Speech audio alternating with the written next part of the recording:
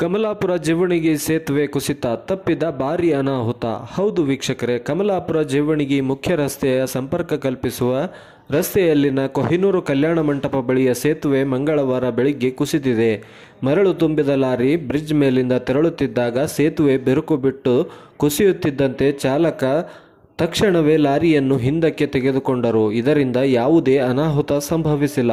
ಕಮಲಾಪುರದಿಂದ ಜೀವಣಿಗೆ, ಬೇಲೂರು, ಬುಯ್ಯಾರ, ಗೋಗಿ, ಅರಣಕಲ್ಲ, ರೇವಗಿ, ರೇವಣಸಿದ್ದೇಶ್ವರ ದೇವಸ್ಥಾನ, ರಟಕಲ್ ಸೇರಿದಂತೆ ವಿವಿಧ ಗ್ರಾಮಗಳಿಗೆ ಈ ರಸ್ತೆಯ ಸಂಪರ್ಕ ಕಲ್ಪಿಸುತ್ತದೆ. ಈ ಭಾಗದವರು ಕೊಹಿನೂರು ಕಲ್ಯಾಣ ಮಂಟಪದ ಕಡೆಗೆ ಸಂಚರಿಸದೆ ಕಮಲಾಪುರ ಪಟ್ಟಣದೊಳಗಿಂದ ಸಂಚರಿಸುವಂತೆ ಪೊಲೀಸರು ತಿಳಿಸಿದ್ದಾರೆ.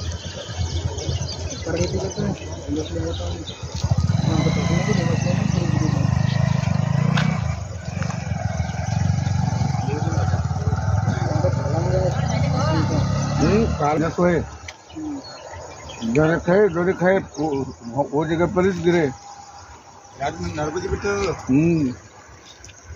ये नीचे होते क्या सूखी यहाँ से रास्ता था, उधर से यहाँ से और बोले के इधर से जाके ऊपर जाते थे।